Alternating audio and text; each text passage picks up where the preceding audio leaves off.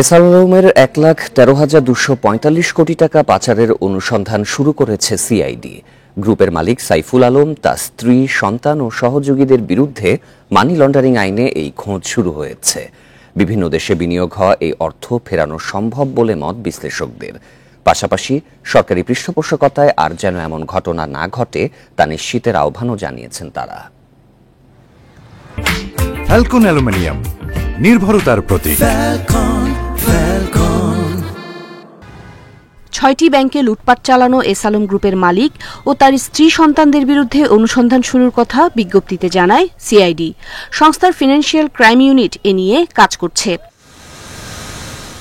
CID বলছে, বাংলাদেশ থেকে ১,১৩,২৪৫ কোটি টাকা পাচার হয়েছে সিঙ্গাপুর, মালয়েশিয়া আর ইউরোপের কয়েক দেশে।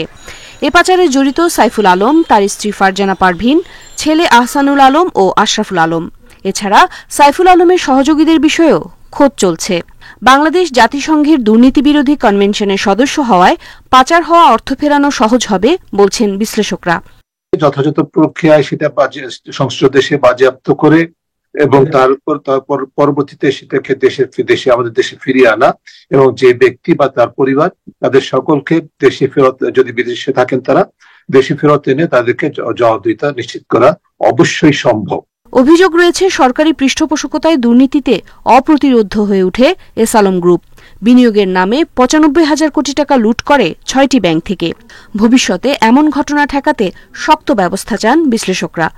এসালম বা তার পরিবার এই ধরনের কিছু কিছু ক্ষেত্রে দৃষ্টান্ত স্থাপন করা যায়, তাহলে কিন্তু পরবর্তীতে দুইটা জিনিস হবে। এক হচ্ছে যে অন্য সকলের ক্ষেত্রে যে পাচারকৃত অর্থ ফেরত আনা সম্ভব সেটি যেরকম প্রতিষ্ঠিত হবে এবং একই সাথে পাচারের যে প্রতিরোধমূলক কাজটি সেটাও কিন্তু সম্পন্ন হবে আমরা মনে করি।